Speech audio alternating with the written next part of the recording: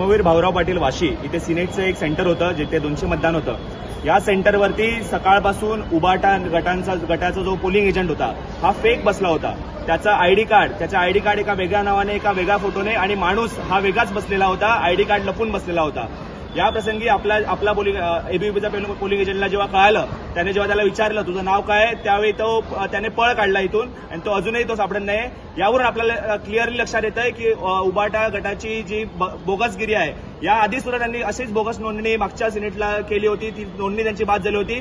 त्यांची बोगसगिरी ही कधीच संपणार नाही यावरून आपल्याला समजतं आणि त्यामुळे की हे किती घाबरलेले आहेत की यांना पोलिंग एजंट सुद्धा एक मिळत नाही. त्यांना तो सुद्धा फेक बसवावा लागतो. एवढी परिस्थिती आज उबाटा गटाची आलेली आहे असं आमचं म्हणणं आहे. आम्ही जेव्हा या निवडणूक अधिकाऱ्याला भेटलो त्यांनी त्यांना अडवण्याचा प्रयत्न केला पण तो जो कॅन्डिडेट होता फेक कॅन्डिडेट होता तो तिकडून धावून गेला. त्याला ते अडवू शकले नाही. आता आम्ही ते निवडणूक पोलिसांना बोलवलेलं आहे आणि पोलिसांमार्फत आता कारवाई करायला लावलेली आहे.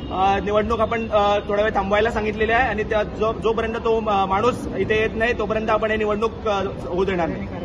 कायद्याने त्याच्यावरती कारवाई झाली पाहिजे कारण तो एक फेक आयडेंटिटी घेऊन तो तिथे बोगस म्हणून बसला होता. संकल्प फळदेसाई एबीव्हीपीचा कोकण प्रदेश मंत्री.